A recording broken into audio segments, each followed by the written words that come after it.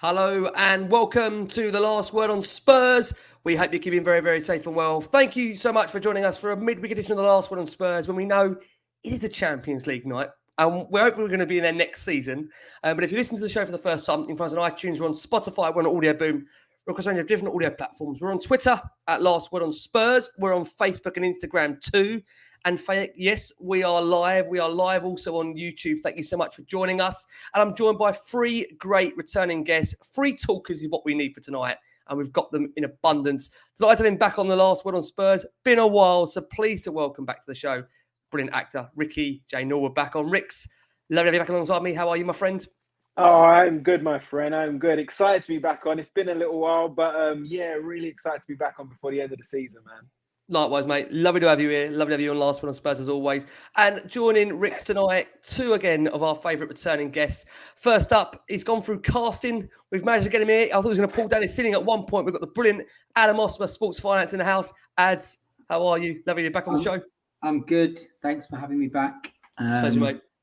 I did my hair especially to try to look good for Ricky because I know you're perfectly groomed. So I've done my hair tonight to look good for them. Looking good, mate. Looking good. I must say, Sammy's looking brilliant as well. Bearing in mind, in the last half hour, it's all happened. It was probably more fun than what this podcast will be, but it's always the way. If someone said to me, if you can chop up the podcast best bits, it'd be what happens in the green room beforehand, not actually what happens on the show. But there you go. It's always the way. So delighted to have back on the show a man that predicted Spurs will finish in the top four, and I've been told to bring him back on ever since he's made this prediction because everyone wants to give their thoughts on what he said. Sammy Powell, the wonderful Sammy Powell. Sammy, lovely to be back on Last One on Spurs. How are you? I'm all right, Ricky. Yeah, really well, thank you. A little bit, I must say, a little bit nervous looking at some of the do's on here. I think I might have to go to Turkey after being on this podcast and being on live with you guys. Jesus, there's some nice syrups on here compared to mine. But yeah, I've that top four prediction and the unbeaten run that we should have gone on for 4 games has really bitten me in the backside in terms of some of the grief I got on Twitter. I took it professionally in some way. I got some seriously some seriously odd statements, to be fair. But you know, every time, and it's normally when I'm thinking of Anthony or on with Anthony or whatever, and I say, listen, I'm gonna say it. Yeah, and he's like this. Don't do it. And I say, we're gonna do it. I think we could beat anybody at the moment. And I did say it. I just want to make it clear from that perspective is I did say in the run of form that we're on, if we're playing the way we're playing, we can beat anyone. And that was, you know, after City and whatever. And when Spurs this was obviously this is pre-Brentford Brighton before you put that in. They're unstoppable when they're playing like that, as absolutely we've seen recently. And obviously when we don't play like that, because Tottenham are probably the most bipolar team in the Premier League, so you get one or the other. Then we're terrible. But yeah, it was. I had to really eat my hat on that, so I apologise. But great to be back, Rick.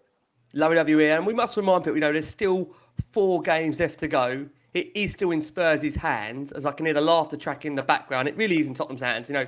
Believe it or not, it really is. And I mean, Rick, you'll know Costa's reaction when he is Sammy saying Spurs will definitely finish in the top 4. Yeah. You know what Costa's like. It's always, bro. That's how I am when he starts predicting the opposition's going to score against us. When he starts picking up players, I'm like, Costa, you need to stop. All right, mate? You just need to stop. So it's good he got a bit of his own medicine back. Well done, Sammy. You need some yin and some yang in life, don't you? And I must admit, you know, I've been on here after a defeat, and it is morbid. And as we all have, unfortunately. I mean, you know, there's no other way to say it. But sometimes you're riding the wave, aren't you? And you're feeling positive. You're actually picking up Conte's energy, aren't you? Just we're unstoppable, and you know it's hard not to get carried away with it. But that's what this sport does to us. It's the passion, and that's the only thing I can put it down to. Totally agree. Ads, let's start the show with you.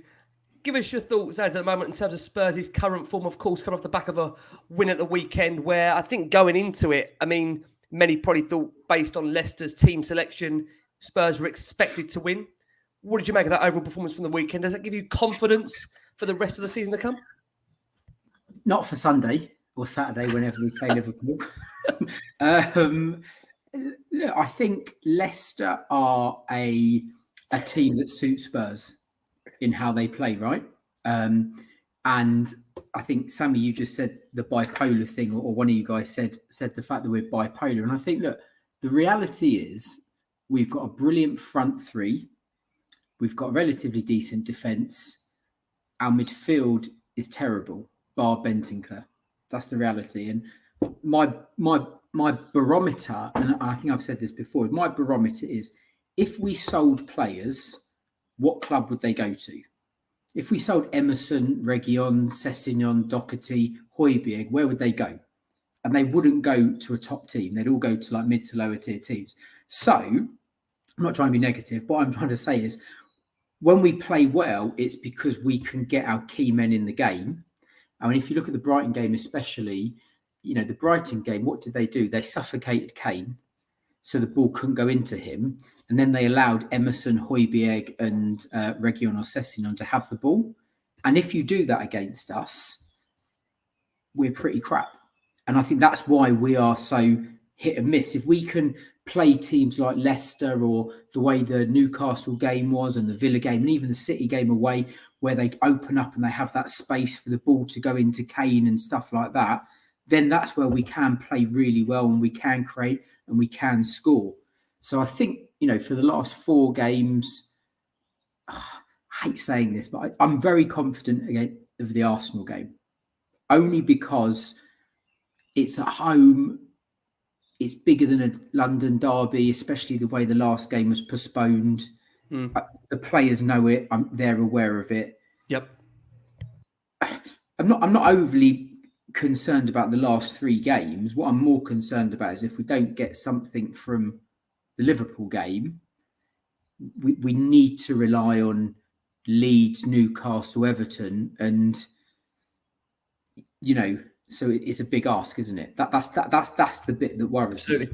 Yeah, I think I agree with you. I think for the Arsenal game, I think having obviously all of our fans back for that is massive. I mean, of course, we had the 2,000, 3,000 at the time because of the COVID regulations, but I agree. I think having a full house there, I'm the same as you, and I hate to say this because I know I've got to do a show straight afterwards, that I can't see Spurs losing that.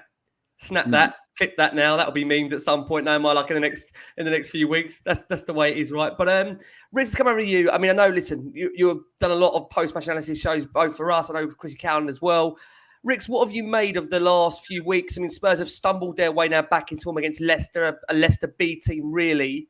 But Spurs still with an opportunity now to get into that top 4. It is still in our hands. I know many still feel, based on the run-in, that we're underdogs now going into that. How do you feel, Rick, about the remaining games to come and Spurs' position in relation to that top 4?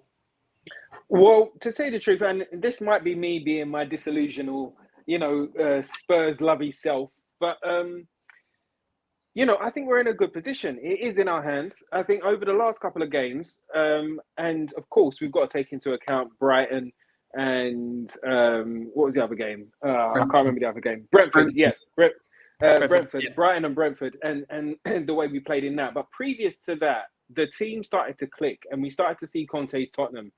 And sometimes, I mean, it's the wrong time for it to happen. But sometimes a slip up, like Brentford and Brighton, sometimes they can be the kick in the backside that you need to push on and still have it within our hands to kind of achieve that top 4. I think Conte is definitely changing the mentality of the squad little bit by little bit. I think his press conference a couple of weeks ago, where he was talking about the players being angry after defeats and after, I would say a draw, but we hardly draw, don't we? But, so them going home angry, it leaving a sting on them. So he's changing the mentality of the squad the whole way round. We've got a midfielder in Bentancur who, little bit by little bit, is imposing his technique and his will on the team. He's found a place. He's started to settle. We've got a dynamite winger in Kulusevski who, at 21, has got bundles of experience. Both him and Bentancur come from a winning side in Juventus, and where winning is drummed into them. So when it comes down to the crunch, I expect them to kind of step up. We've also got Cristiano. Wish we had for the running. That'd be nice.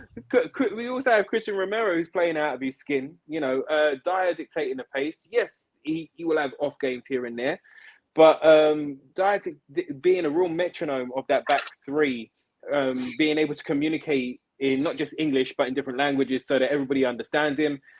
So these next 4 games, and starting with Liverpool, which is the hardest, is a great opportunity for them boys to show that we're a different side to the one that started this season. You know, if we go from the last Guna game, and I don't know if you guys remember, but Carragher ended up doing an analysis on our midfield and the gaps that were left. And this is under Nuno at the time. And, we was all over the place. There was like 6 people in the striker position, and there was like 2 people in defence, and the whole middle of the park was, non-existent. And, if we look at how we was playing at that time and how we're going into the Guna game that's about to turn up, it's night and day. So you're seeing a difference in mentality. You're seeing a difference in application. You're seeing a difference in energy. You're seeing a difference in want. And right now, with them having that that achievement of top 4, where, and Conte will continue to say it, it's like a trophy, or it's going to be like a title, or he's trying to get that through to the players' brains as well. To be like, well, this is your moment. We've got to this point here. Nobody would have said that we would have been in this position. Now it's up to you. And this is where we have to be. We have to be excellent. We have to be almost perfect against Liverpool. From the back, to the wing backs, to the midfield, to those up front, we have to be perfect. We have to start learning how to deal with those that work us out. And what's the plan B after that? What do we do then? Do they rotate? Do they swap over? Kane, Kulu, Sonny, what happens then, And I think it's within our hands, and I've got belief, mate. I've got belief, and I've got faith that we are turning this corner. You've convinced me now. You've convinced me. We're winning all 4 games, and we're coming third because Chelsea are going to blow it. Based on that speech you just gave. Mate, I'm just saying, I just can feel it in my bones right now. I can feel it in my bones. It's time for those boys to step up, and it's a great opportunity to prove it, not only to themselves, but to every single other person, every fan, pundit, commentator, the lot of them. Let's go out there and show them. Yeah. I love the passion. We're going to say that for the Emmerich. He's done it in the beginning, but that's no problem. We'll get him around. I've got loads, bro. That's just the beginning, mate. That's the beginning. He's gone too early. Don't worry. He's all night. Don't worry. All night. Sam, coming over to you. I mean, where we are in terms of Spurs at the moment, again, we've referenced the fact, bounce back. 13 shots at the weekend, with 7 on target. There was a number of individual performances as well that was really improved by the players. Again, I have to take reference to the fact that, Leicester did have a weakened side out there. They've got a huge, of course, Europa Conference League semi-final, second leg for them, of course, against Roma. How do you judge, Sam, that weekend performance? Are you getting too carried away based on the fact we're playing an opposition that was fairly weakened? I always get carried away, but I think one of the things we need to take into account is when you watch the game back, Ricky, for me, we're always quite lucky as well, which shows that we haven't got the right squad. It could always be so different when you watch their chances that whoever have against us, Villa, for example, Brighton, Leicester. There's so many indiscrepancies that lead from midfield to the back where the game could have just been so different, and that's obviously the problem with Tottenham not being as strong as they are at the moment. I was impressed at Leicester. I was impressed at the fight that we came out with. Really impressed with Sonny, obviously. I've got a theory with Sonny, actually, is that he's looking amazing at the moment. His stats are fantastic as well. But he had a poor start. There were so many people, what's wrong with him? This isn't him. And I feel like if he's not having a good game in the first 50 minutes, I think Stevie B should come on earlier than later. Because I just don't think we're getting the full potential out of him and what he brings in terms of his pace and style and skill to the game. But, that's he's coming to form and he's looking brilliant. In terms of Liverpool, I think we can beat them. The problem that we've got is that Tottenham lose against teams that they should beat, and they win against teams that you think they should lose to.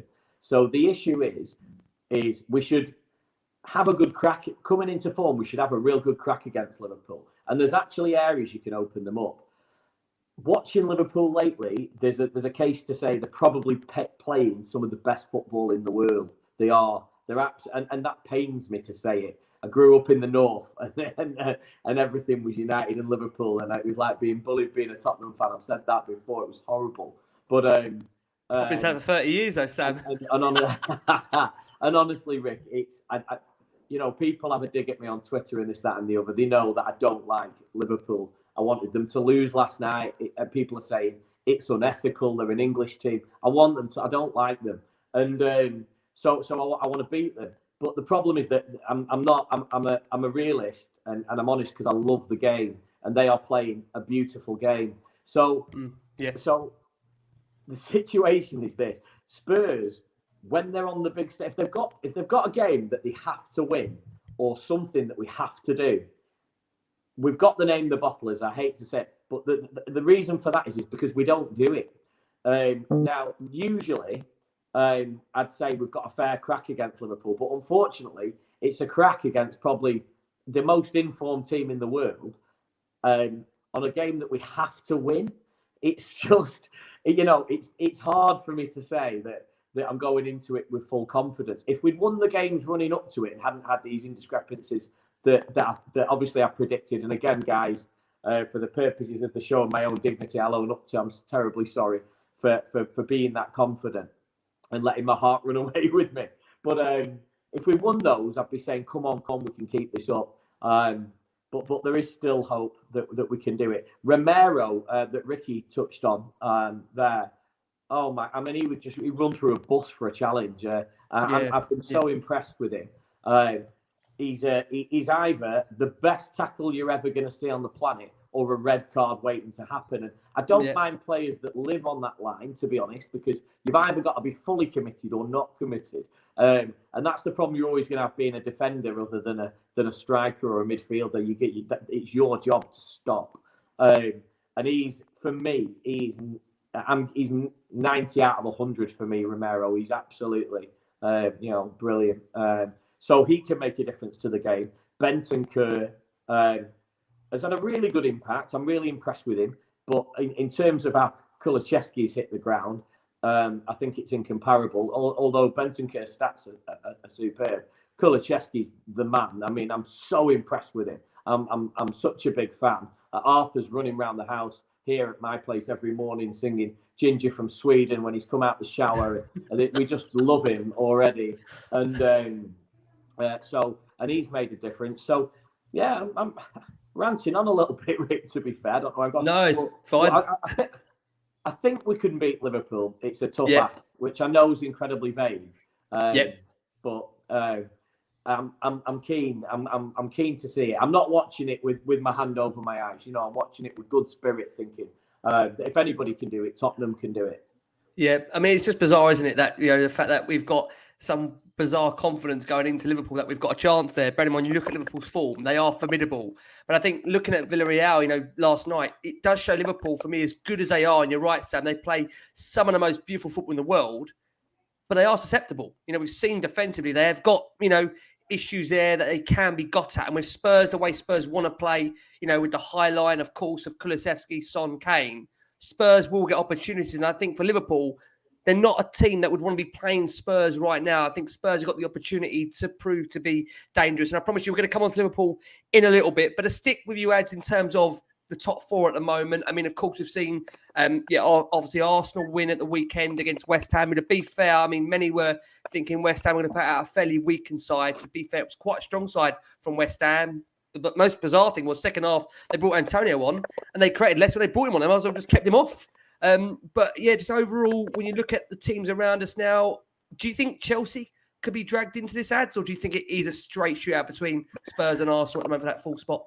I mean, I think we should just focus on fourth and see what happens. I mean, it is weird with Chelsea. I mean, they've sort of fallen off a cliff, but you think that they'll probably win a couple of games and be okay. So I don't want to get overexcited and start looking at third.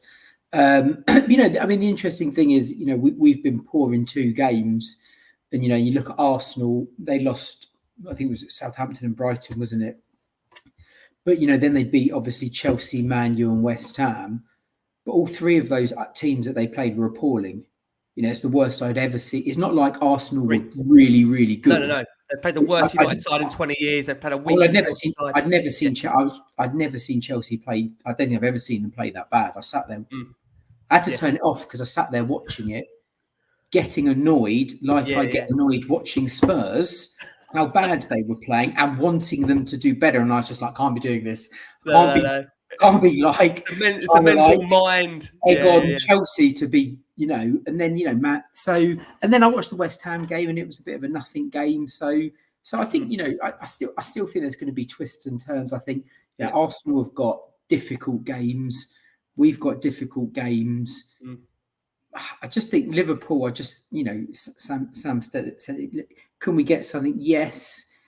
If it was at home, I'd be a little bit more confident. Just away, they've got so much to play for. They've got so much quality. It just makes me nervous. I think it's a shootout.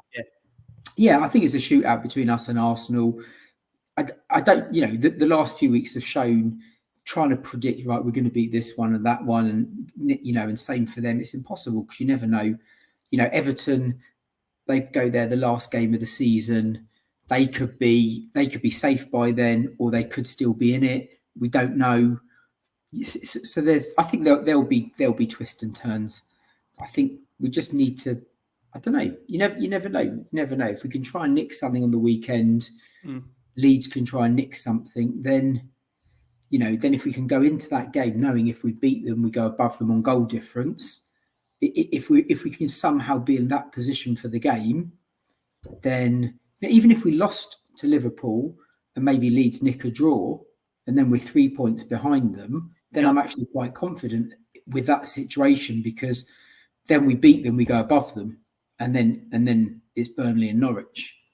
So it's hard, isn't it? Because you're looking at permutations. The hard thing is, Rick, we're kind of doing guesswork to see what Arsenal, where and how they will maybe drop points. But the reality is that if Arsenal were going to win the remaining games, that would be 7 wins on the bounce, Rick. And I think we've seen that really, this season, apart from Liverpool and City, nobody's been that consistently good enough to win 7 games in a row. So it does tell you that, more than likely Arsenal are going to drop points. It's whether Spurs are going to be able to sustain their run of form from Leicester onwards now to the rest of the season.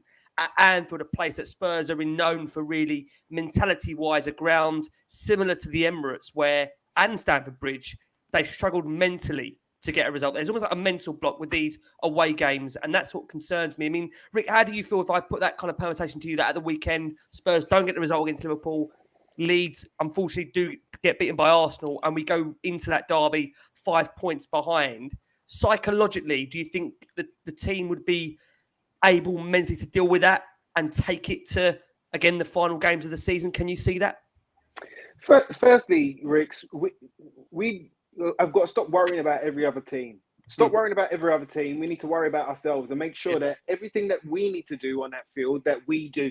That's the first thing that everyone's got to do at that club. Worry about us and let the rest of them worry about us too. Don't worry about them. Do not worry about them because we can't control any of it.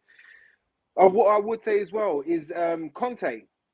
We have Conte. So even if that permutation that you just dropped there, that we lose against Liverpool and the Gooners win against Leeds, I don't think Conte is going to have any of the boys drop their heads or falter at that hurdle.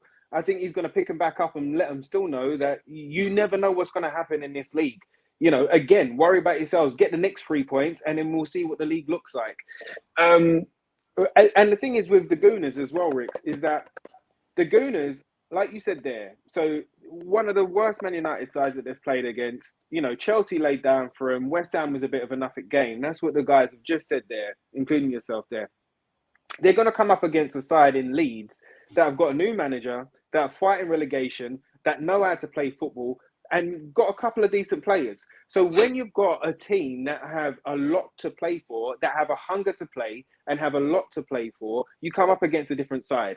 So they've got to deal with that. They've also got to deal with Newcastle, who, since Eddie Howe's January transfer window, their whole form has turned, the whole way around. Even though they lost Trippier, who was a big part of their kind of resurgence. But they've got, Newcastle have got a good midfield. Bruno Gomes has started scoring. He started to have an influence on the team. Yeah, Dan Burn and Chris Wood are bully boys, as we saw when we played them. They like to kick a player up in the air. So Gooners are going to come up against, and you've got to remember, the Gooners are a young side. And, credit to them. They've been as inconsistent as us. Credit to them for being in this position right now. But they're going to come up against a really different side. And then you've got Everton, who have just beaten Chelsea, who are going to be, buoyed by that. I don't know whether you saw Monday Night Football the other night where Carragher, again, he broke it down where he was saying that basically when Lampard turned up, they were going short. They were trying to build up from the back, play out from the back and play football that way, the attractive way, high press, etc. But now they're going long. They're going long ball. They're going very direct. They're playing very direct football. So now they're going to come up against a side that are going to not want to be relegated whatsoever. Do you know what I mean? This is Everton. They're historic. They've been in this league for a long time. And there is something about, Everton and Goodison Park and those fans that can roar them on. That's the other side. Yeah, that's the other side. Now, when it comes down to us and Liverpool, I know we'll break down Liverpool, but when it comes down to us and Liverpool, the fact that everything's against us is perfect, I think. Yeah, the fact that we're at Anfield, the fact that Liverpool are flying, the fact that they can play Villarreal and be 2-0 down and then win 3-2. Do you know what I mean? And go through to the Champions League final. The fact that all of those things, the fact that they got Luis Diaz for, and nicked him from underneath our noses, even though that's the place that he wanted to go. Yep. Dealing with all those factors, I think that should get every single person going this week, including Conte. Now, we know Daniel Levy's even given, and it's been leaked in the press, that there's a little cash bonus if we reach the top 4 as well. So then you've got an extra motivated Conte. Not that he's motivated by money, or I'm not saying that. I don't know. We can just see he's a very passionate person, and especially when it comes down to football. But there's an extra incentive there for Conte. There's an extra cash incentive there for the boys. So, they've had a week long to work on a plan to execute against Liverpool, and it has to be perfect. We have to be perfect from top to bottom to go out there and get any type of result, whether that's a draw or a win. And I think it's within our means to go and do that. I think Liverpool will probably underestimate us. I think they've probably had, a late night celebration last night. Yes, they probably was in training today, but again, it's like you're dealing with energies. They've just got through to the Champions League final, so there's a big rush, and there's going to be a big dip. So I'm just down. I love my team. I know I sound disillusional sometimes, but there is a great opportunity. Spurs, do you watch Spurs? Of course I do, bro. You watch Liverpool? I was on this show after every Chelsea game. Defeat. Every Chelsea game, mate. All of them. The league. Like, I done them all. So don't get it twisted, bro. I know where we've come from this year. But wouldn't it be the Did you predict we were going to beat Chelsea 3 times in those games then? Were you this? No, listen, I probably did, mate, because I don't back my team to lose, ever. Even if it's against the odds, I can't do it. Do you know what I mean? And even if it's against logic, I won't do it, But think about this season and the story of this season, and even that win, the last minute Bergwijn win against Leicester, the last time we played them, and the fact that we're still there. If we could crown it with finishing in that top 4, it would be a fantastic story for the whole club. Like, what an upturn. So that is where my heart is. That's where my energy is. And that's what I'm hoping for. Yeah. When Rick starts speaking, we get questions like this. Richard coming in, chance of getting third. Let's try and get fourth. Can we wrap up fourth first? Let's get the fourth first, and then we'll deal with third. We'll bring Rick on for the third party celebration. We can try and get that over the line. Sammy, coming around to you. What I'm intrigued to know from you is, look at the fixtures. We've kind of touched upon Liverpool, Arsenal, a bit of detail. Burnley made a 15th. That is a home game for Spurs. That I think is a 12 o'clock kickoff. Now, we saw for Spurs the issues that they've suffered in terms of, midday, lunchtime kickoffs that, really it's hard to sometimes galvanise, motivate the players. And I'll refer to, the weekend game that I was at, the Leicester game. that first 20 minutes was really worrying to me. You know, these are meant to be 5. They were 5. We've been calling them FA Cup 5th round ties because Spurs don't win cup finals. So we keep saying FA Cup 5th round ties. But the first 20 minutes, I've got to be honest with you and say to you that I was really concerned by how lethargic we looked, the lack of energy, the lack of desire. Does it worry you, Sammy? You know, a midday kickoff to come against a Burnley side that really are fighting for their lives, fighting for points, similar to Everton. They're going to go in those final weeks of the season, probably needing to get something in that game. Yeah. They worry me, the coupon buster kickoffs, as they call them, because obviously everybody always does an acca, don't they? And the one that it's your first one that just it's a 0-0 or it's terrible. But yeah, I just don't think they're good for any club, not just Tottenham. I don't like those kickoffs. In terms of the Spurs starting slowly, I've become quite accustomed to that. I was actually starting to think it was Conte's way, and then he takes them in the dressing room and delivers that bottled up magic that he has that you could sell for millions of dollars at a mill at a drop. But because he does something special at half time that completely changes Tottenham Hotspur, which we've seen. But yeah, it's concerning. Burnley, when I was just saying before, Rick, about the fixtures that you think you should win and whatever, that I absolutely despise Watford, Burnley, Brentford. So I don't like those fixtures at all. You don't go into them as a big game, and the big games, the really big games, and and that's why I'm so disappointed when we don't perform in them. More so, Burnley's always been a terrible one. I've been to Turf Moor when I was working in the Premier League. I went to Turf Moor continuously for about 6 months, and it's hell just being there. Terribly sorry, Burnley Football Club, but it is, and it's not a nice place to go to. And Burnley aren't a nice team to play. Burnley Football Club on a cold, windy night in Burnley, as they say, could probably beat anyone. It's a really tough place to go to. So and they're fighting, aren't they? I won't go into the whole Sean Dyche thing, which I think is just bizarre. But they're just they're fighting for their lives, aren't they, mate? So that's a tough fixture for me. In terms of Arsenal, that's a different kettle of fish. So what I'll tell you with Arsenal is what I'll say, and here comes my hat in mouth moment. Costa's just covering his face now, isn't he? There's no point in me being on here, Ricky, if I don't do it. So I might as well have one. I'm getting a phone call straight after the show finishes. I know what's coming, and Rick knows what's coming.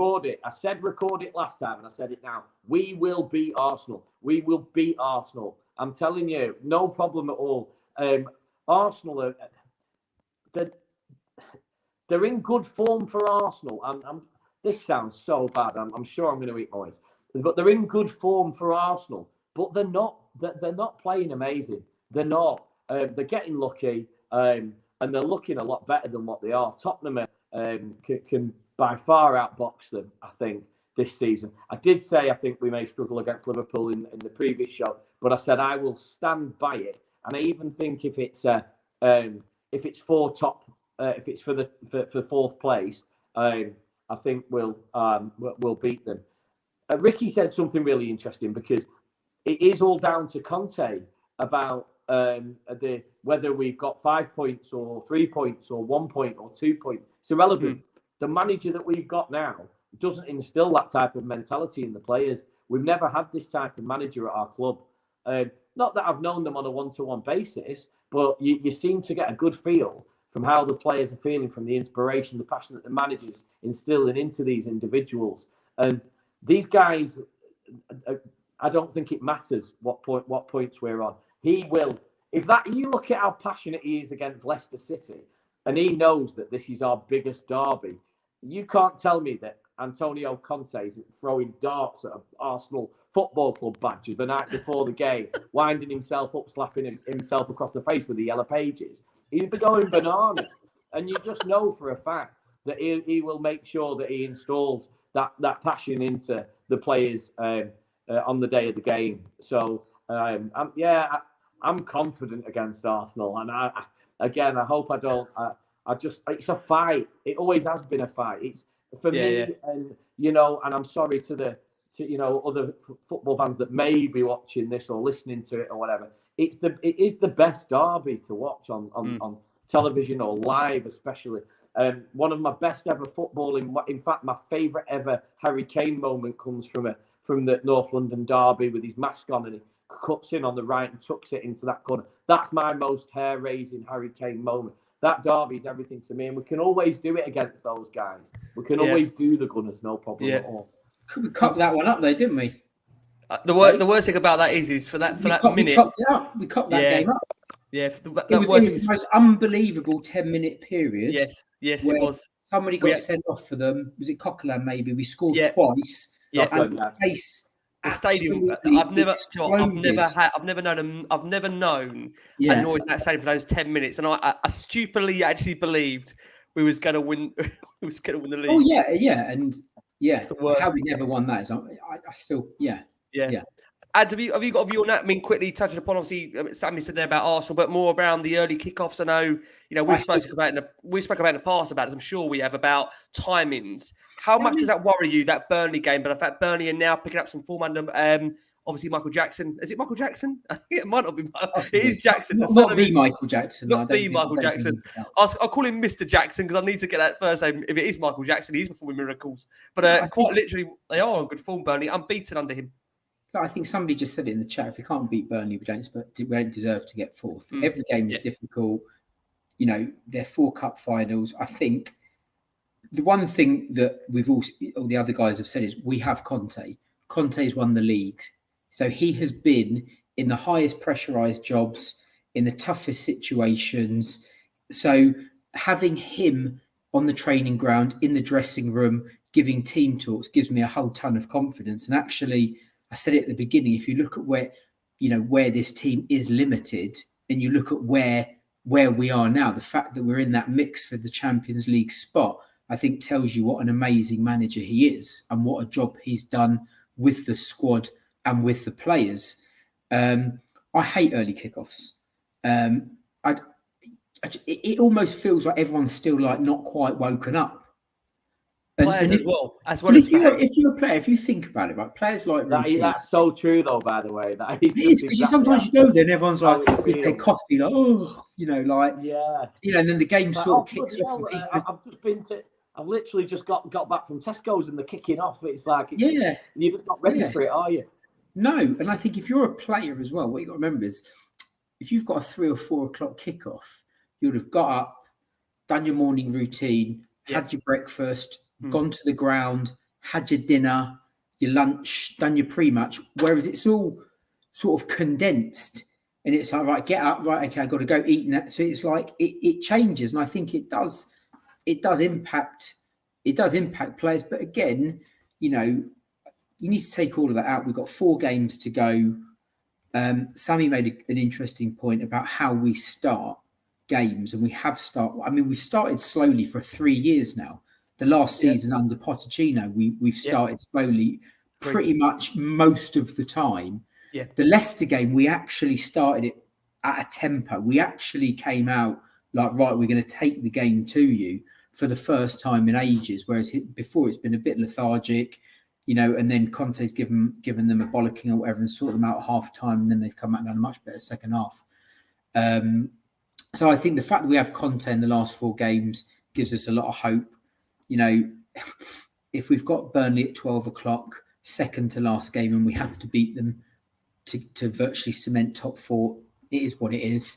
They'll have to eat their Weetabix and sort themselves out, right? There can be no excuses. And they are doing well. They are in a relegation dogfight. It's our last home game of the season. It's the second to last game of the season. We may need 3 points to get into the top 4 or cement it or be close.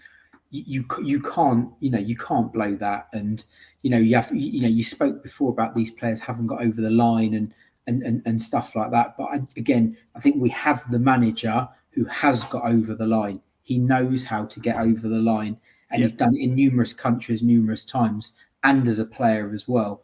So I think that works in our favour. And I think, we said it before, we can sit and talk about Arsenal and our fixtures and their fixtures, and we don't know what's going to happen.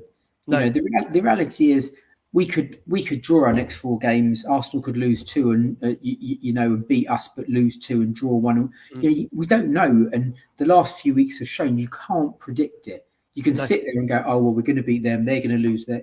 You don't know. Everton the other night.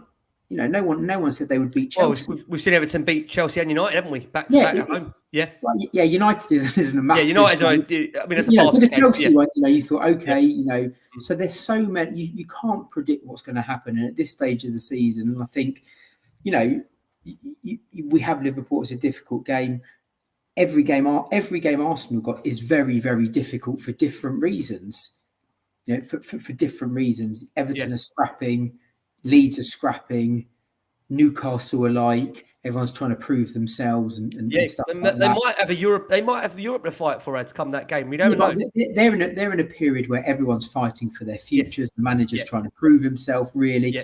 So they're all there. It's not like, right, okay, I'm on the beach now and stuff like that. So I think that they're all really, really tricky games. Again, our games are tricky for different reasons. Liverpool, obviously, Arsenal's a tricky game, and Burnley's a tricky game. Again, Norwich is the one that you think, well, that's a banker, but knowing Spurs will turn up and they'll decide to turn the shackles off Norwich because they're about to go down. This reminds me of the 5-1 against Newcastle in the last day of the season when Newcastle were relegated, right? Exactly. So you never know. So you can only take it game by game, and see where you get to, Agree. Rix, do you have a view on that? I think I asked you, Rix, the view on the early kickoffs. Is that a concern for you, bearing in nature? Obviously, we've seen Spurs struggle with them. I think it's Monday nights. I know we've obviously beaten Everton on a Monday night, but do you ever worry, Rick, about that Burnley game before we look at Norwich? Yeah, I mean, to tell you the truth, gents, is exactly what you guys have already said. It's like the most worrying games for me are Burnley and Norwich. Reason that you just said there about Norwich, the 5-1 and the shackles coming off, and they've got only Pride to play for, last game in the Premiership. Burnley, they're going to be scrapping. They're hard to play against. They like to sit back. They know how to defend with 2 lines in that low block. So that's going to be a different challenge for us. Those are the 2 games that do kind of worry me, and it being an early kickoff as well is going to contribute to that. But we can't be giving these boys any more excuses. Do you know what I mean? And they can't be taking any more excuses. This is the challenge. What do you want to do about it? Do you want to look for the excuses, or do you want to deal with the challenge in front of you? Do you know what I mean? Do you want to stand up, or do you want to sit down? What do you want to do? And it's that's the attitude that those boys have got to take on the manager. And I know Conte, these next 4 games, Conte is going to be having a different level of team talk. The regular team talks that he's been having, however passionate, however detailed they are. But it'll be like any given Sunday sort of thing. You know what I mean? Like in the last game, Al Pacino comes up with his big ass speech. Well, we're going to have 4 big ass speeches from Conte coming up. Next level stuff. And it's about those boys, whether they want to take on the challenge or they don't. And they will show it to us. They will prove it to us in the next coming games. I love it, Rick. I do love it. I mean, in fact, what concerns me about this, the Al Pacino speech is why are we starting so bloody slow when we get an Al Pacino speech that kicks us off? I agree, though, Rick. Totally agree. I'm with you, and that's why we can't start slow against Liverpool. Do you know what I mean? That's why we have to be on it the whole way through that game. Starting slow and backing off is not the way forward in life. Agree. Sam, coming over to you. I mean, that Norwich game, as Rick's touched upon, their final game of the season. I mean, the shackles will be off. I mean, I just wonder, Sammy, do you see it going to that final day? Do you think it will be that nerve-wracking where we're going to have to be put through the ringer on that final day against Norwich? Can you see that? I can potentially see that with Tottenham. I just say one thing, actually, Rick, just for answering that question. I was just listening to Adam and Ricky there, and I'm just thinking, why am I here? Because everything Adam just said, what a great show to be on, because I was like just sat there thinking that is bang on. That is so bang on everything that he's saying there. Like brilliant rundown, mate, by the way. So good. Thanks, mate. We pre-rehearsed this, so he would say that. By the way, I wasn't on the invite, but the I'll just. It's only because he's got good lighting, though, bro. It's only because of the it good took a long lighting. time to get this lighting. Nothing's better than your lighting. I'm still not happy with it. Jesus Christ. Been sat there since 4:15 sorting it out. But no, listen. Honestly, wow. But no, on the serious note, I absolutely love what both of you are saying. I'm just like, I don't really know what else to say. I just replicate it. But I can see it going that way, Ricky, because anything can happen with Tottenham. I personally think, I just don't know what it is. It's Spursy that it's probably going to be the Arsenal game. I think I was laughing at that. Even the commentators, what game was it that they said they're even started using Spursy, haven't they, on Sky? I couldn't believe it. It's that common now. It's an actual saying. That's what we've become. We've labelled ourselves as Spursy because we're used to messing things up. Yeah, I can potentially see it going to that. I think we'll leather Norwich, to be honest. I've got absolutely no doubt in that. We can obviously win every single game. God, I've started. We can obviously win every game that we have to play, but Liverpool is, the stumbling block. Yeah. One thing that we haven't, so I don't know if we're going to mention it on this show, but with the team we've got, obviously there's indiscrepancies, as I keep using that word. That's a polite word for not bloody good enough for the squad. And I think when we started the show, Ricky or Adam said about which players wouldn't get in another top side four. I don't know who said that was Ads, yeah. So and that's like, I mean, that's been me with Ben Davies and Sanchez and everything for ages. I've been saying that. Who would they go to? They're not another top four, top six club wouldn't buy them anyway. They're playing for us, so we're doing wonders with what we've been doing. The thing about Sanchez is an interesting one because, like, in the Leicester game, sorry to jump in, Dyer sat down on the floor. There was a bit, something happened and Dyer sat down and was getting treatment. And I was like, I sat there thinking, I literally thought, if he goes off, injured, that top four's done because it means Sanchez is coming in. And sorry to jump in, Sammy, but I think, people criticise Dyer. He's not put a foot wrong. No, he's been phenomenal since Romero's come in. He's raised his game massively. He has been outstanding, and to the point that when he was sat down on Sunday against Leicester, I was thinking, please don't be injured. We cannot afford to lose you. I was really worried about it. I actually thought it would be Mourinho that got the best out of him. And I thought there was some type of chemistry there with Jose Mourinho. Mourinho publicly has a soft spot for him and wants to get hold of him as well. But his influence, I think, has come back through Conte, which Antonio Conte seems to have done with every player that's graced him. So, which is fortunate. I mean, Matt Doherty, who thought that we'd be going, oh my God, we're losing games because Doherty's not playing it. It's just crazy the way that the players have come on. But where I was coming on to with that, Ricky, was I don't know whether you were going to discuss it or not, but there doesn't seem to be any discussion about Oliver. We're going for about 4 hours at the moment. You might as well cover it. well, there doesn't seem to be any discussion about Oliver Skip. I don't get it.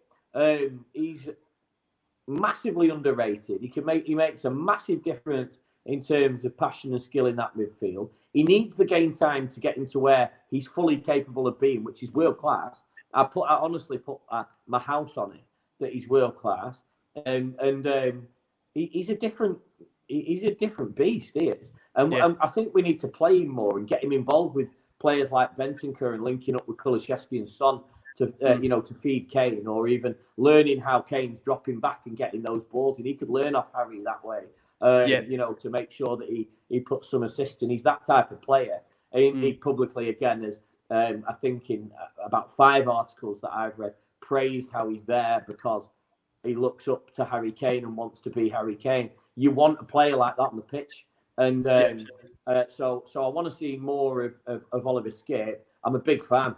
I'm a big fan of him. Let's just hope he recovers well from obviously the surgery, and we've got him back for pre-season, right? I think this is the key. I think we've all been disappointed that broke onto the scene, looked an ever so good player. I think my concern was he was going to be overused, but now it's a situation where he's not been fit enough to be used, which is a real shame. So I think, again, let's just hope he gets back to his best.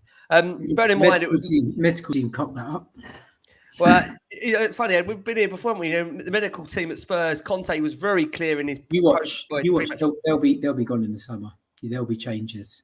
Would that be before or after Conte? He would have been. Well, joke. Hopefully, it's a joke. Skip would have been back in 6 weeks. We need that bird from Chelsea. What's she called? Eva Canero. Yeah, Canary. Right, I think what we will do is, for the sake of the top four battle derailing the show, we will go for our first break of the show, nearly an hour in. If you're listening, must say thank you to our watching audience. The Champions League night, I think we've got about 400 of you plus watching us across different platforms. Thank you so much. Champions League night, who cares? Last word on Spurs. We keep on rolling. Wonderful panel for tonight. I did say it was all talkers. We've taken our first break nearly an hour in. So that's what you get. We have, of course, got to preview Liverpool. But before we do, we must say that tonight we are proudly sponsored by the Beavertown Corner Pin. Very, very excited to be sponsored by the Beavertown Corner Pin. That is the Beavertown, and of course, opposite the South Stand. They're doing some great screenings at the moment of all Spurs televised away games called Home When Away. Please go check them out. They've got a giant telly in the garden, pre-match DJs playing some great tunes throughout, all the fans' favourites. Sammy gave us one earlier, the Gimme Gimme, of course, of DJ Kulusevski. That is obviously very popular at the moment. And they've even got smoke cannons coming out when Spurs are scoring. What more do you want? They've got the entire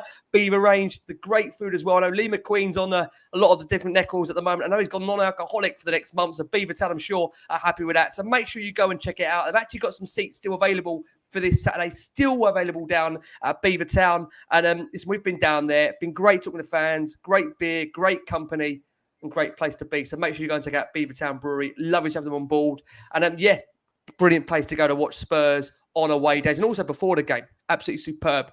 Guys, I won't push you for top four just yet in terms of if Spurs will do it. We'll leave that to the end for the sake of Anthony Costa. I know is now, after seeing Sammy's last hour, already concerned about what else is going to come out of his mouth. Don't worry. There's a lot more to come. But we must touch upon the fact of Heung-min Son's form, which always on this show causes an element of, something is world-class, something that isn't world-class. I think Sonny at the weekend, his second goal was absolutely world-class. And Son's stats this season, you look at Son at the moment, just quite incredible the way he is going for Spurs. Let's start with you, Ads. Heung-min Son, we're going to need him to be really up if Spurs are going to have an opportunity to obviously finish in that top four. Can he now sustain this form between here and the rest of the season for you, Ads? Yeah. I mean, I don't think there's any doubt about that. I mean, he's unbelievable. I mean, if you look at his stats over the past 4 years, possibly 5, he's a joke. His goals and assists are ridiculous. He can, he has, like most players, off patches. And he had an off patch, didn't he? And it's interesting. I was chatting to somebody at the time and they said, and not much was made of it, and it may have been nothing, but he was out of form after he'd had COVID. And we don't know whether that had an impact on him. It may have done, it may not have done. It might have just been he was a bit out of form. He's world class. There's no, I don't think it's a debate. He's ridiculous. He is, he is a player that other teams, he frightens the life out of them in the same way Salah does, Mane, people like Diaz, because they can come inside, they can go outside, they're going to be direct, they're fast. He can score with both feet in the box, out the box, one-on-ones, the way he works with Kane. Yeah, he's a brilliant player. And we're going to need every single one of them. Him, Kane, Kulusevski, all of them are going to have to step up and maintain their form for the rest of the season. Yeah, I agree. It's as simple as that. So I mean, he's been brilliant for ages now. I don't see any reason why he should dip.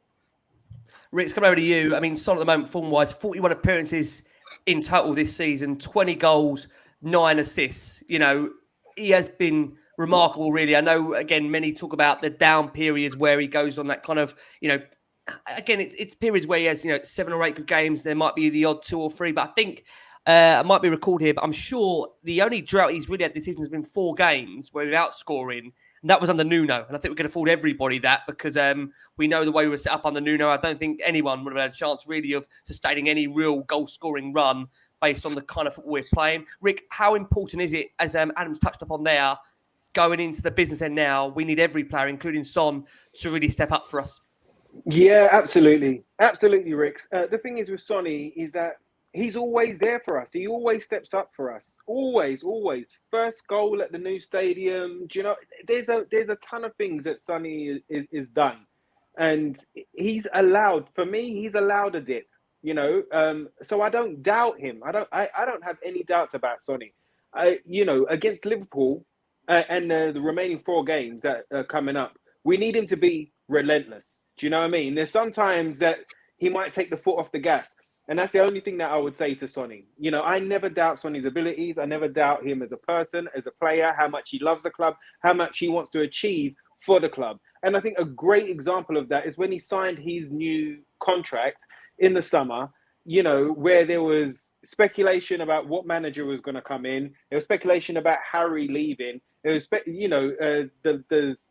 the season previous and the season before that, we were a sinking ship, so much so that I ended up nicknaming us Titanic FC. Do you know what I mean? But Sonny, you know, with the goal of the season, with the the Pushkash Award and all of that palaver, he could have gone, or he could have put in a transfer request and he could have gone to some of the biggest sides out there, but he didn't. He chose to sign a contract and achieve and keep doing it and keep trying to achieve for not only Tottenham, but for every one of us fans. And he does it with a smile on his face. So I love him to bits. But like Adam was saying there, it's not just him. Every single player needs to step up now. Every single player needs to step up. And I think we're finding that. I think we're getting there. Even for the forgotten man, Højbjerg, I think, you know, you got to remember, he's a Danish warrior. You know, he's there to break up play. And he might venture forward, but his real job is to, sit in front of the defense and destroy whatever comes through, you know. And I think he's had a few dips, but he's been getting his form back as well. So with him sitting alongside Benteke, and then you've got Romero as well. Like, I know we've spoken about Romero, but you know, not only was it the challenge that showed us a lot about Romero against Leicester for the second goal for Sonny. It was the clearance before that. There was a point where Davis got sold against Leicester, and there was a gap there. And, you know, I can't remember what player it was, but Romero came out of nowhere and, you know, put in a fantastic, proper, gorgeous, accurate sliding challenge to make sure that ball went out. And so when we've got him sitting back there, as well as Dyer as the organizer, as well as Davies, doing what Davies does right now. And he's been, again, a revelation since Conte's turned up, really, because for all of us fans, he was on the chopping block. He could have been one of those that everyone was happy to sell. But now you're seeing what he can do in a Conte system. So having those 3 there, doing what they're doing, and it's stepping up to a next level. I mean, come on, boys. Think about it for a second. Yeah. Romero, right, against Liverpool in this top 4 challenge, you know, up for the fight. He's going to be doubly up for the fight. Yeah, he's going to work. He's giving away a penalty, isn't he, with one of those rash tackles? He's going to fly his and get done. No, Adam, bruv. Like, think about his composure since he got that last yellow card, and then he's been phenomenal. One. No, he has been right. Right, so Conte's had a word with him, and we've seen him be composed as well as put in those challenges. So think about him against Liverpool and the Gooners. He's going to be up for these games coming up. You know what I like about Romero and also Bentancur is, which sort of gets spoken about less. Obviously, they're absolute quality, but they're feisty. They put their foot in. Yeah. When there's a bit of trouble, they're and we need that. We need that. And the point that, sorry, just one final thing on Son before you go to Sam is like, he's a big game player. He scores in big games. In the biggest games, he scores. He's, against every top team, Champions League, big games, always scores. Do you know what? I think what you're saying there about the aggressiveness as well, we could take that back to the Amazon documentary where Mourinho was saying that we're a bunch of nice boys. You know, you're very good boys, but like we need you to do the damn job. And we've got players there that can now do the damn job, but have a bit of composure about it, and plus the quality that they bring to the game as well. Yeah, Absolutely. must say as well. We obviously seen Man City are 1-up now away at Real Madrid. Again, how that impacts the title race, whether how that does go, we'll wait and see. Obviously, we'll keep you updated on any more goals that do come in. I feel like Jeff Stelling's saying that. Definitely not going to want to be Jeff just yet. Sammy, let's come over to you. We talk about Son. His record this season, league-wide, 8 league goals with his right foot, 11 goals with his left. That kind of, again, understates just how good he is with both feet, doesn't it? I mean, he's a world-class player. We're lucky to have him, but we need him to obviously sustain this form now for the rest of the season, Sam. Can he do that? Yeah, he can do it. He's world-class. He's second after Mo Salah for scoring the most goals with his left foot, and he's apparently right-footed. What gets me about Heung-min Son is not his likability, but I don't know if you've seen Sensational on Amazon Prime. You're daft if you haven't. It's a real good insight into how his father really disciplined him quite harshly into the game, to be fair, but rightly so in terms of the dedication as to how it's paid off for his footballing career. And you really love the guy. And not only do we love him, I heard Ricky going, I love him. And I was sat here going, I love him more than you, Ricky. Because everybody loves him. You meet somebody from who supports another club, and they say, who do you support? You say, I support Tottenham. And they go, Sonny. Kane's the man.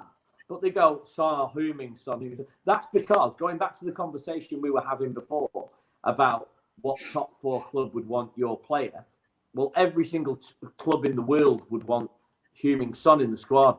And because he's a game changer, he's talented, he's electrifying, he brings absolutely everything to the table. The thing for me that we've got that I think no other club in the world can have is Son and Kane. And for me, Kane's the eggs and Son's the flour. You're always going to have omelets with Kane. You'll always be able to make them. But everybody wants pancakes, and you put them together, and that's what they make. I believe that they are the best matching in duos, and the stats have proven it. When did you think that up? When did you think that little analogy up? Well, I'm always on last, so I get. You've been sitting there thinking I'm going to get eggs and flour in here somehow. I live with. Obviously, Ricky was saying before about the pre-show banter, but my missus has come in pregnant from having her. They're all Man City season ticket holders, so you can imagine what it's like when we play City every time, mate. Honestly, there's none of that. And whoa, Sammy, wait. What team is the baby gonna support? Is what I need to know right now. Let me tell you. Do you think there's a choice in that, mate? Do you think there's a choice in that? It is when he starts to know what football's about. No, because it comes out the blood here, mate. It comes out the blood in my family. That's what we do. We bleed Tottenham. But and by the way, the Tottenham baby grows have already been purchased. Yeah, in fact, the other one says, I've bought a baby grow that says, I'm not even 1 month yet, and I already hate Arsenal, but which is brilliant. I ordered that from Amazon last week. But no, on a serious note, Heung-min Son is he's got to be the world's favorite. He joined Twitter, didn't he, recently? And last night. He got like 210,000 followers in 10 hours. I mean, obviously, I know the Koreans that they're mad for him. But the world he's absolutely sensational. I mean, he is amazing, and he's one of those players that everybody wants in the squad. They can't slate him for what he brings to the game. So for me, I mentioned before in the games where he's been a little bit off, because when it's just not happening for a player. I would like to see Steven Bergwijn, because I just have something for what he's done for us. I'm glad you brought him up, Sam. Sticking with him, and I'll ask you on Bergwijn. obviously in the last few weeks, or pretty much since February, even since Bergwijn scored that very late double against Leicester. So amazing.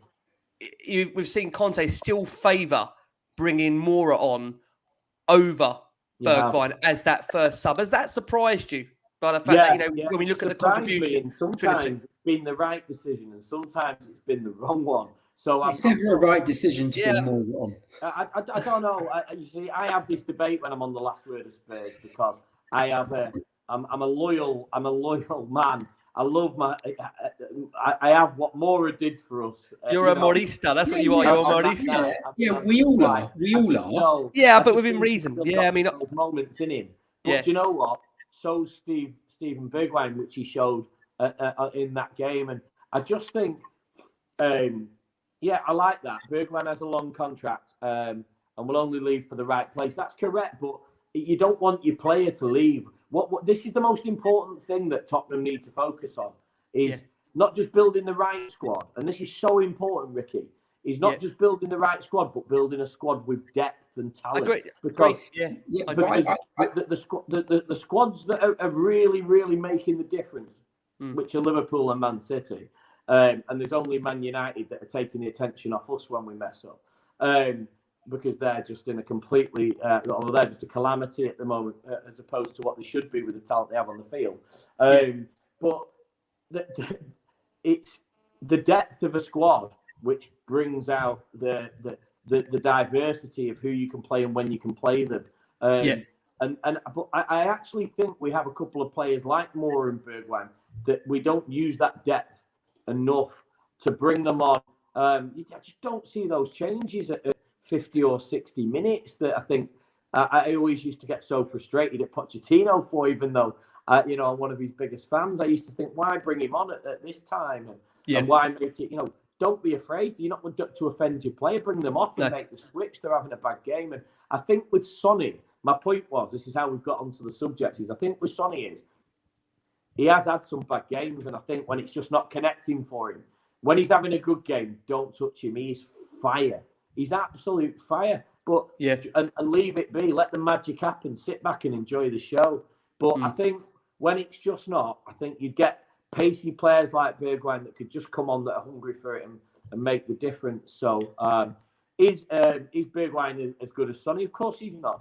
Heung-min Son's irreplaceable in my eyes, especially with the chemistry, the link up, the relationship that he has with Harry Kane especially is something that I'm proud to be a Tottenham fan for at the moment. But I'd still like to see a few of the other players slipping in to his position as and when needed. I was good to see him come off the other day, even after he just scored. Rest him up, there he is, and make the switch. That's the type of play that I want to be seeing from the gaffer, really. Totally agree. I just want to touch upon Bergwijn, then we'll go to the Liverpool preview. I'll get obviously Ads and Rick's thoughts on that. Ads, to come over to you. I mean, you mentioned there, I'm the same as you, that I can't fathom how Moura is even being set ahead of Bergwijn. When you look at what Bergwijn, I think, has got the capability to do.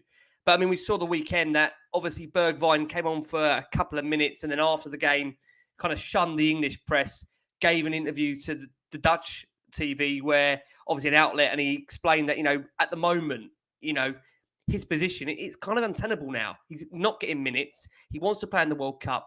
But it's interesting, the point that Sammy made there, Spurs looking to build a squad with depth. When do Spurs put their kind of firm fist down to say, well, hold on, we're looking to build a squad, we want to be part of it? Is it unfair to try and keep the player against his will? Because he clearly wants game time. And the thing about the Dutch squad is it is very competitive. He does need to play games to remain in it. What's your thoughts on Bergwijn and his future? I'm the same as Sammy. I think the problem that Spurs have generally, and and the point is valid if Sonny's having a bad game, is that if you take Son, Kane, Kulusevski off, you are weakening your team. And if you look at the best teams, or you look at when Spurs had a good squad under Pochettino, you were able to make changes. And I think the reality is, you mentioned it before, when Son wasn't playing wasn't playing well, there were only 4 games he didn't score in. Yeah. So if, as a manager, you're like, well, if I leave him on, there's probably like an 80% chance he'll get a goal. Mora, I think is, I love Mora for Ajax, and he will always have that there. Yeah. But the reality is, he's just not good enough. Yeah. And it was highlighted the most on the weekend when Kulusevski came on. And Changed the game. Mora is good. He can run with the ball, and he then literally cannot pass or gives it away. Bergwijn deserves a run. I get the impression that Conte basically sees him as a striker, as a last resort, rather than maybe playing him in that wide on a 3. It's almost like he plays him as a 9 through the middle.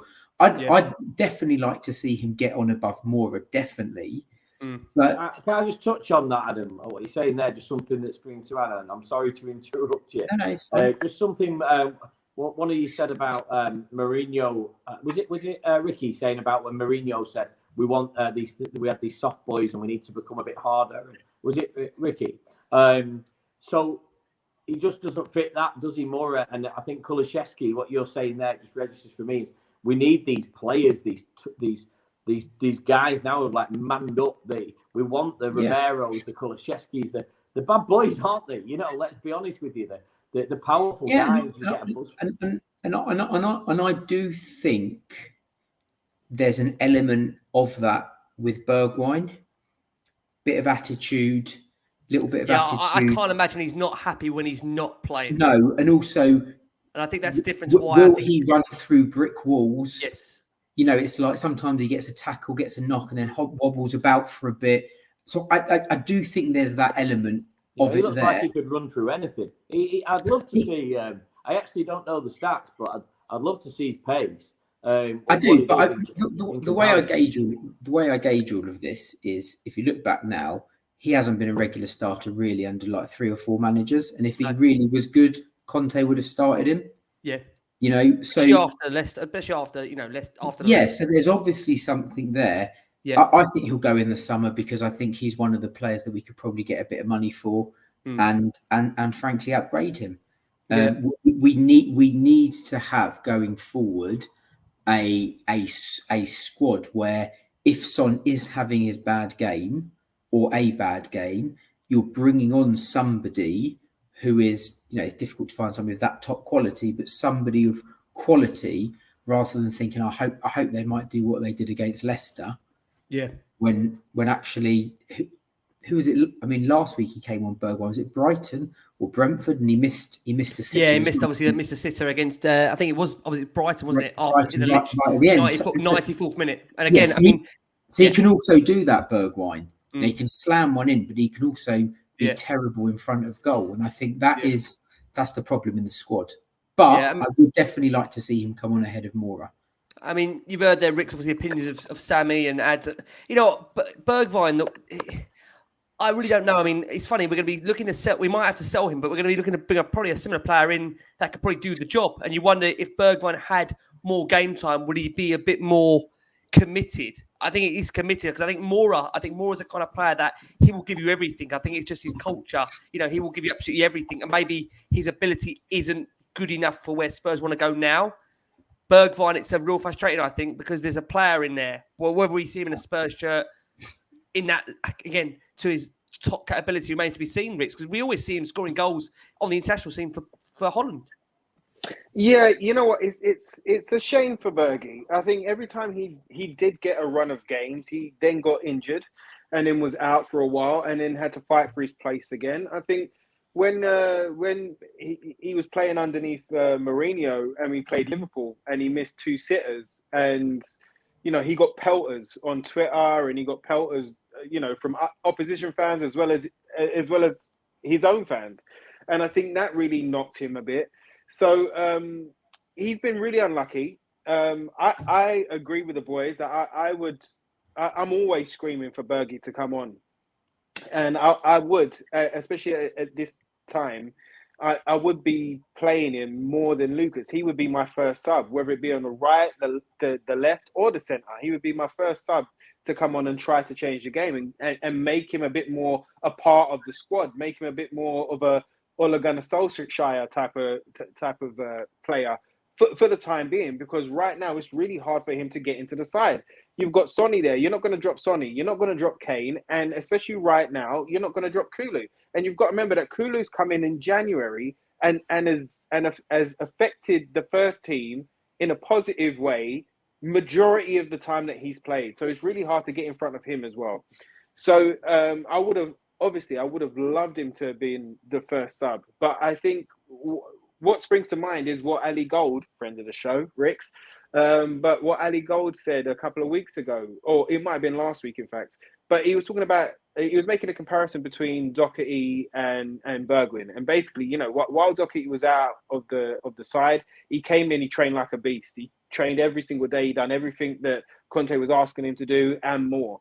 And Ali was kind of saying that maybe that's not the same for Bergie.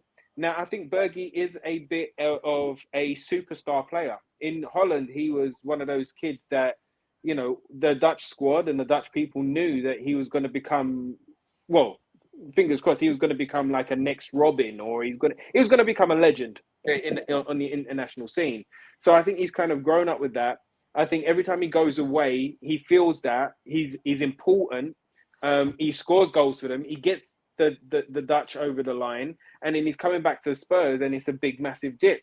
And maybe that, and where he's not the superstar, and where, you know, he's not getting the first sub minutes and stuff like that, it's got into his head, and maybe he's already looking to move. Therefore, you can't really rely on him. In the same type of comparison as Pogba right now. Pogba at Man United, he's saying that he's going to leave in the end of the season, or it's up in the air. So a lot of people are like, well, if he's going to leave and he's not going to sign a new contract, why are you playing him? Because you can't rely on him. Because he's not going to go 100% into challenges, or he's not going to go into 100% effort, because he wants to move in the summer so that he can progress his career and go to the World Cup. Well, it's the same on Bergwijn's side, in the sense that he's thinking about the World Cup, and maybe he's not giving 100% right now, because he's like, well, you know what? Spurs have had me for 2-3 seasons. They haven't really done anything. Am I really going to make anything of myself here? Real Madrid have scored twice in 2 minutes, lads. Sorry. Wow, that is crazy. Wow. In injury time, they've scored So two in injury time. Is that level? That's is that 5 level? all. I saw this coming. 5 all. So it's got an extra time. Sorry, lads. Wow. Sorry, Ricky. I know you were absolutely flying there. But literally, my phone has just gone boom. They've scored. Boom, they've scored. What was that, 2 in a minute?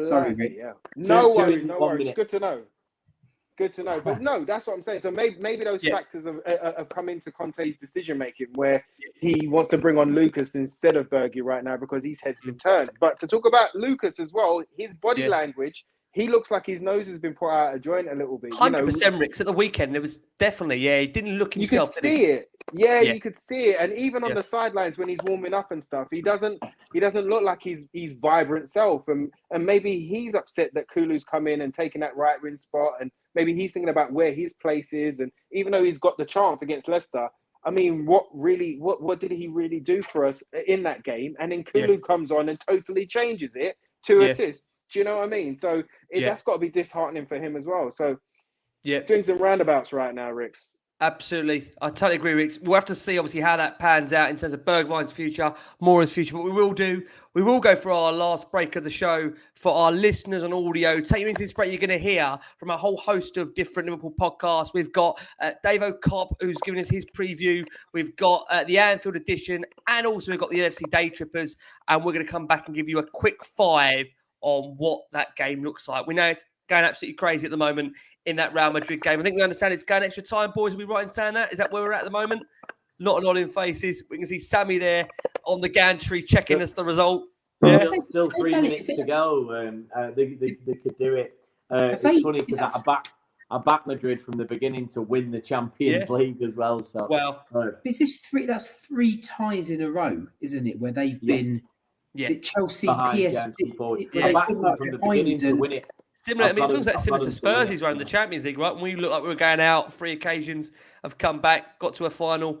We'll be mad. It is crazy. So, like I say, we'll keep an eye on that. I'll tell you what, I just want to say there, and what Adam was saying, he's touched on a really important point with Bergwijn, is that you're never going to... He misses loads of chances in front of goal. And I'm thinking, I'm there, sat there going, he does. But when you're only given 8 minutes a game, then if Kane was given 8 minutes a game, the amount of chances that he misses. If you play 8 minutes of Harry Kane's game, all the chances that he misses.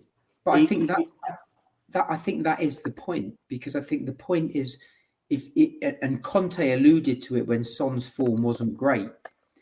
If Son isn't playing well and he gets a chance in the box, and he did it, there's a couple of games where he was rubbish and he scored winners for us. I can't remember the games that they were, but and that's the thing, and that's why he plays and Kane plays, because they can be having stinkers, but they could get one chance near the end and score. Well, Whereas Bergwijn will be having a stinker, and then it just gets worse. And I'm not trying to discredit him. I think we've seen Conte say, haven't we? We've seen Conte say that he'd be crazy to bring off Heung-min Son. And, he would, but this is where the problem lies with your depth, isn't it?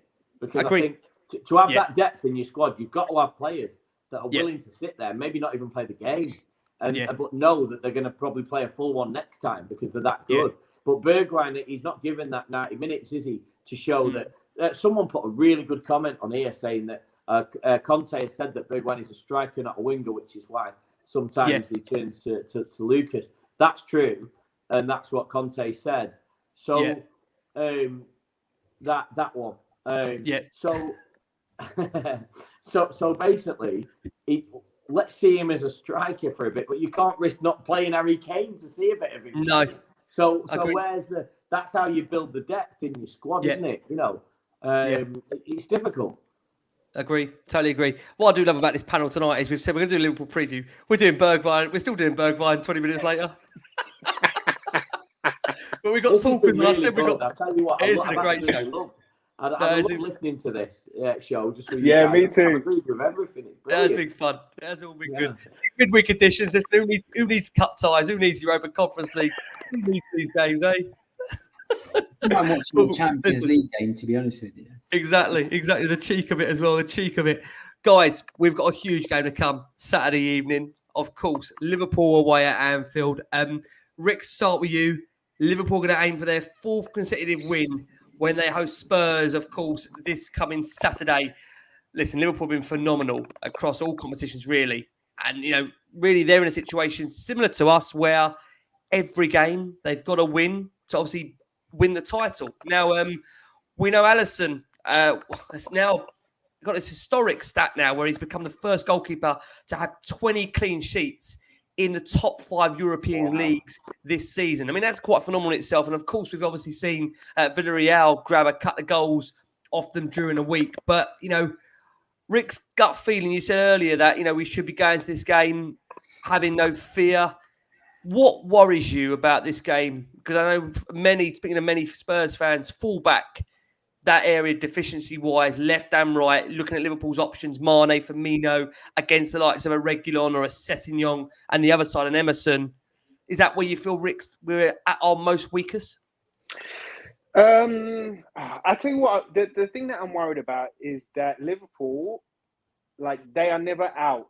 They're never out for the count. They're never out of the game. I think if last night's Champions League game showed us anything, is that when they were 2-0 down, that only invigorated them. That only got them playing better. That only upped their energy levels and their aggression and their hunger to go and get that win.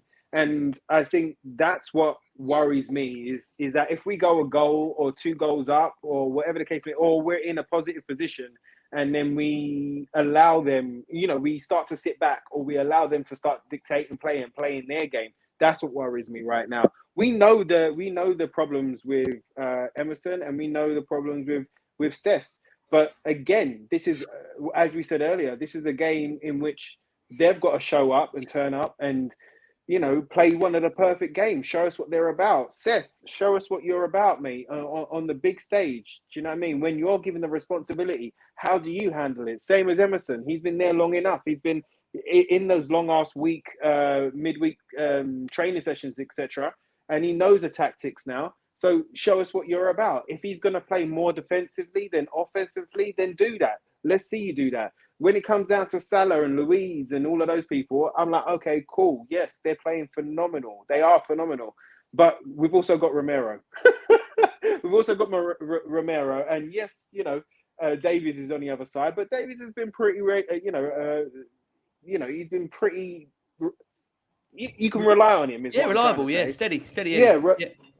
Reliable. So, Yeah. It's more about us and less about what they can do. We know what they can do. We know what type of a side they are. They've been drilled for years. It doesn't matter who comes in, who goes out. They have got a proper squad and they've got proper depth. So it's about us not taking the foot off the gas at any time. Get to the first, get to do the first 45 minutes, end the first half, you know, in front or in a positive position. Then start the second half, you know, from zero. Don't think about the scoreline. Don't think about anything. You got to go again. Don't sit back. Don't allow any breathers. They have got to be on it more than they've ever been throughout the season. So the only thing that worries me is Liverpool's fight back ability. Yeah, that's right. I do agree. I had to come over to you. I mean, you look at Liverpool's record at the moment. They've won 4 of their last 5. You know, one game in a draw, of course. But, you know, you look at the fact that, you know, it's 82 points from 32 matches. And Spurs' last victory against them being 2017. The last one, Spurs obviously won at Anfield. We're going to go back to 2011. They've won 6 of their last 7 against Spurs. You got a concern as this is a mental block of a fixture for Tottenham Liverpool at the moment? I don't know. I mean, I think we went through a period where we beat them quite a lot, and then obviously they were really, really good.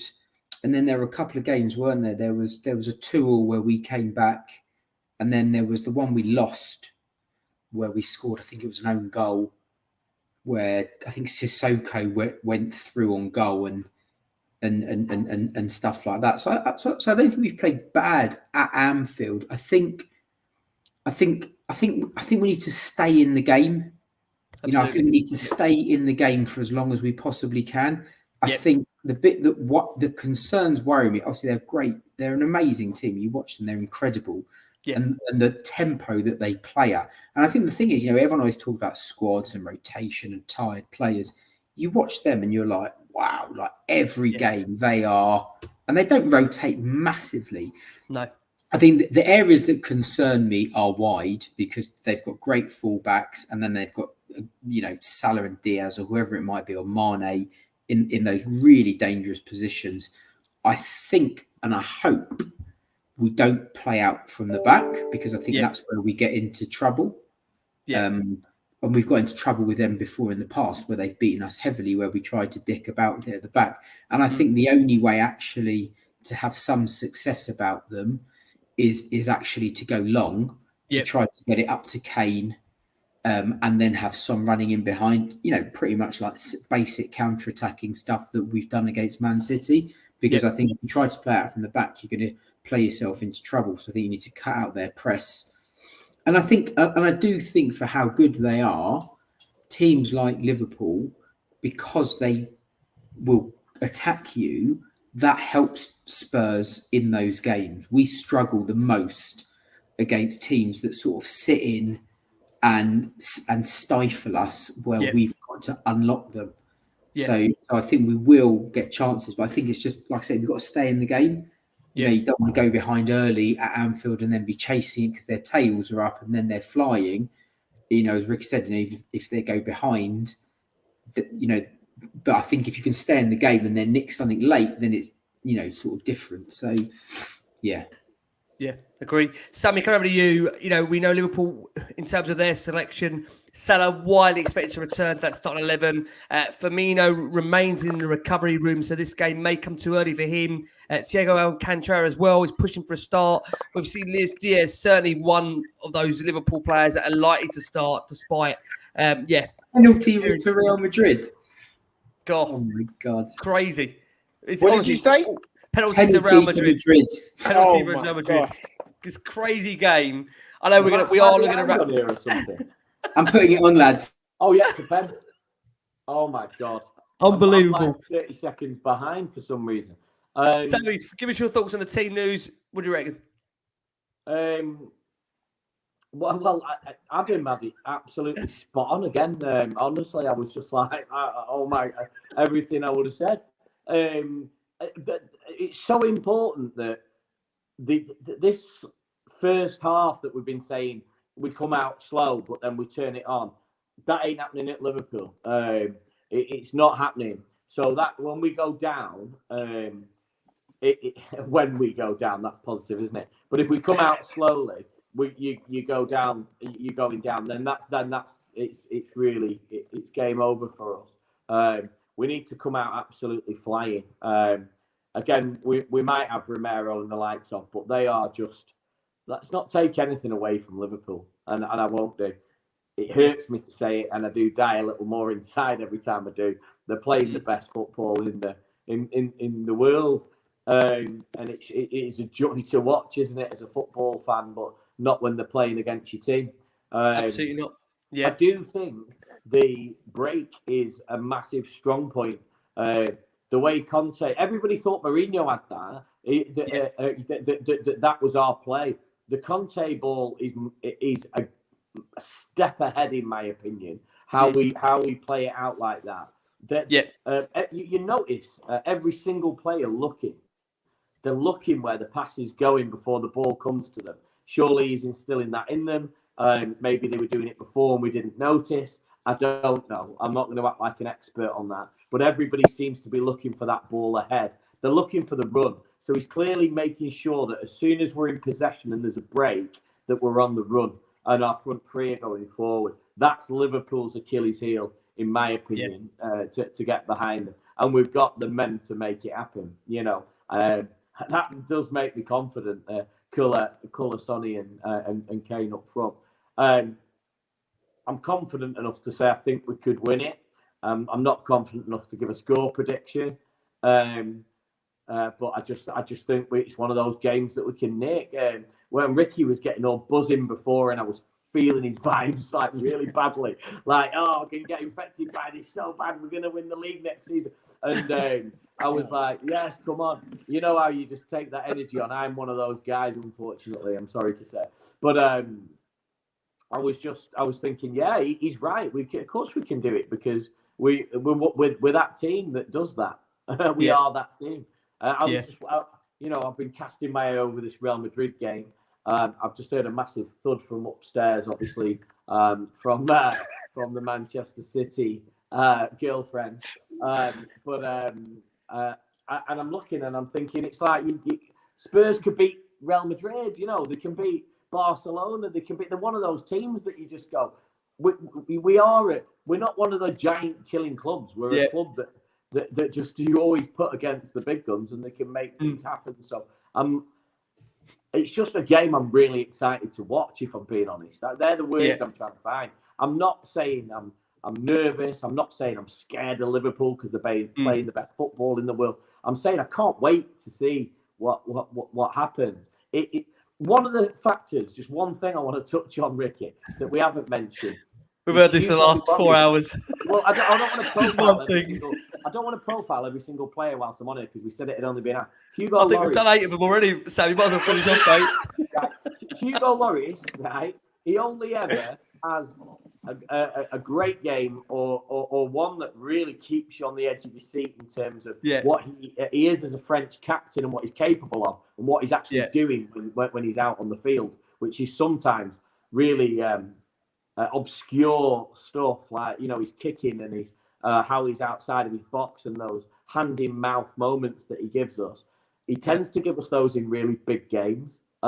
Very true. I mean, the biggest games is where Lloris, unfortunately, we've seen some of the mistakes. He messes up.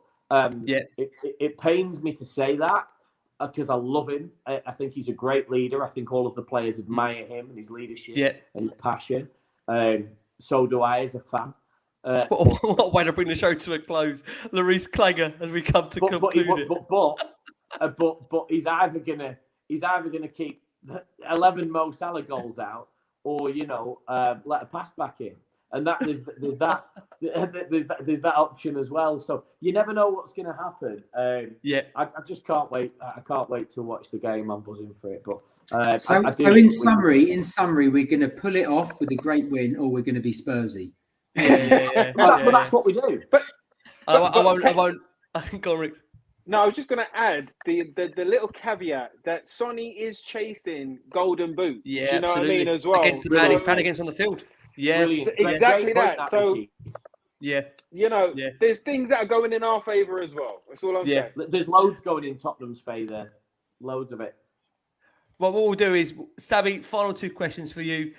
Number one, do you still think Spurs can make the top 4? And can we have a prediction, please, for Liverpool? Don't want to do a prediction. I don't actually want to do one. I don't, mate. But the you told us we're definitely winning. I said we could we could win it. What I don't want to do is a prediction, because I just don't want to do it. I don't. I think 3-2 Tottenham and a late winner. Okay. And we can do the top 4, Sam. You still sticking by what you said? I think we can do top 4. I'll stick by that. Yeah. Well, I think it's going to go. My prediction is that it's going to go down to the Arsenal game. It is. That's my prediction. Wow. Interesting. Ads, come on in. It's your time. I don't know if you remember. I think the first time I'd been on for a while. We spoke about top 4, and I was like, we could do it. You did say this to me. Yeah. I think we can. I think we can. We definitely can do it because there are 4 games to go. Yeah. Saturday night, I think we're going to lose. So I'm letting my head rule my heart. I'd be delighted with a draw. Yeah. I just think that they're so good. They're so good. We've got to. I mean, I think Rick said this. We've got to be perfect. Ricky. I'm looking at Ricky in the corner here. He's like holding his. He's like, oh my god. He's like, oh my god, just let me loose. I'm gonna swear to God, I'm gonna say something. Actually, I tell you what, let Ricky go first because his inspirational. Come back to me after Ricky because after he speaks, I'm going to come in with like a 4-0 away win because he is going to. He is going to. I said to Rick when we started, I said, Rick, don't worry, it's only going to be an hour show. None of this 2 hours. I'll give my prediction after Rick. Let me give my prediction after his team talk. Come on, Rick said. Mate. Let's head over to Al Pacino. Come on in, Al Pacino. Oh, mate. Well, no, I of course, like I said to you earlier, I believe in my boys, and if you got to remember that Rocky was the underdog, and he believed that he could beat Apollo Creed. All right, so do you know what I mean? If Rocky can do it, I've got belief in my team, and I think that we can do it. Do you know what I mean? This Ricky don't let No, look, we've got so much in our favor, mate. We've got so much in our favor. I don't see why we can't do it. Even if, God forbid, even if we do lose, you got to remember, once we play the Gooners and we smash them, that should pop their balloon a little bit, and you'll see them kind of go on another little kind of. Hopefully, you'll see them go on another little dip, and then the last couple of games that they've got are massive games with a lot on the line. So even if it doesn't go the way that I see it going, I still think we can do it. I still think that we can hit that top 4 because right now it's time for the boys to show up. Right now it's time for them to show Conte and everybody around that we can do this. And if it doesn't happen, top 4, if it doesn't happen, you got to remember. The biggest prediction, apart from Sammy, but the biggest prediction most of us had was that we was going to finish Europa League, right? Yeah, absolutely. If we do finish in Europa League, then we've hit where we thought that we was going to hit. That was going to be the best that we could possibly reach. Before Conte turned up, even while Conte turned up.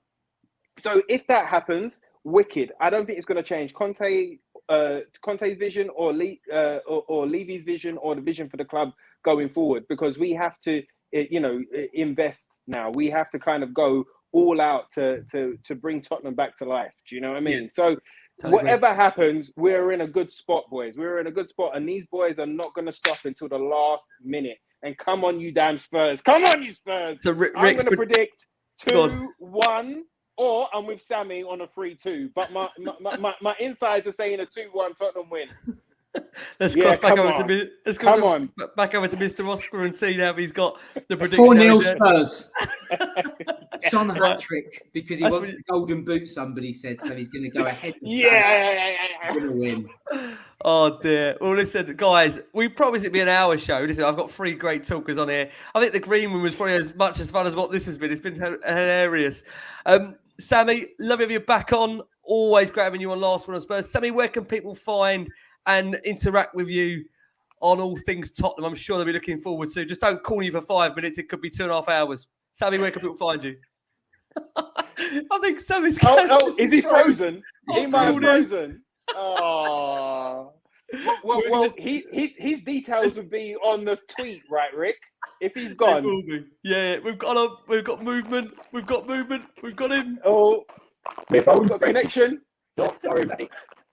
His battery's dying. His battery's dying. Oh no. We'll try. Can you hear me? Can you hear me? We can hear you, Sam. We can hear you, Sam. My phone just went really weird then, so I do apologise, guys. Sorry about that. We're just saying, Sam. Where can people find you across social media if they want to interact with you about all things Spurs? Tell us where we can find you. Oh, listen, you don't want to follow me. I say it every time, but Sammy's pissed. No, my phone was losing connection. Yeah, Sammy L. Powell on Twitter if you want some strange banter. But yeah, just appreciate being on the show. I've got to say, Ricky, I do want to say, I've absolutely loved this show. I would have listened to this. Clearly, without me on it, may have been better. But I would have listened to it. Listen better tomorrow morning. I've loved everything the guys have said on that. It's absolutely bang on. So cheers, lads. Really appreciate it. Absolute pleasure. The wonderful Sammy Powell, always leaving us with hope. Anthony Costa's just about to go and take some more painkillers as he is Sammy's prediction. So we'll look forward to that one in the morning. Ads, love you back on Last Word on Spurs. Always level-headed, never getting far too carried away. Apart from Rick's talks and gives us a thought. Ricky's here, man. I'm in. I'm all in. Yeah. Where can people find you across social media, Ads? Where can people check what you do? At Sports Finance is my handle. Yeah, and I'm sure Ads will get you back on over the summer, of course, for a delve into Spurs' transfer window, what that looks like, of course, in terms of the finances. Always love doing those shows. Ads, thank you so much. And listen, thanks for having me, guys. Thanks a lot. Always a pleasure. And a wonderful Ricky Norwood. Love having Rick's on. Listen, I'd love having him on this season. I know he's going to kill me for those Chelsea games when he does eventually catch up with me at some point. But he's meant to be on for Burnley. He is meant to be on for Burnley. I'm with you. He's with me for Burnley. I mean, again, Rick, that's going to be a 12 o'clock kickoff, so I can't promise you, mate, what that's going to look like. But, Rick, mate. Anything in the diary worth telling us about at the moment? Is it hush-hush? It just auditioning right now, bro. We're always waiting. Some have dropped off, but then we audition again and we wait again, bro. That's the life. It's the life. But no, just keep him busy, my friend. Just keep him busy. And for those that want to follow or find out where I am, on Twitter, Ricky J. Norwood. I've got the little blue tick there. On Insta, official Ricky Norwood. There ain't no blue tick there. I don't know why. Talk to Insta. But also, before we leave, Georgie, who was one of the watchers, stroke listeners tonight, it was his birthday. So happy birthday to Georgie. Absolutely. Thanks for supporting the show. Yeah, and, happy birthday. And make sure everybody hits like and subscribe and hit the beaver pen. And you've done this before, haven't you? You've done this before. Look at this. Someone's telling me this guy's into promotions. What can I do, man? What can I do? Can you just read mine out instead? This is superb. Well, guys, I mean, listen, we're meant to have, I said it was free talk. We're meant to be an hour. It's only nearly 2 hours. We've driven you through to the Champions League. Georgie, lovely comments there. Happy birthday from all of us. Thank you so much for tuning in. Guys, from Sammy, from Ads, from Rick's, myself, guys, keep safe, keep well, be ready for Anfield. And as always, come on, you Spurs.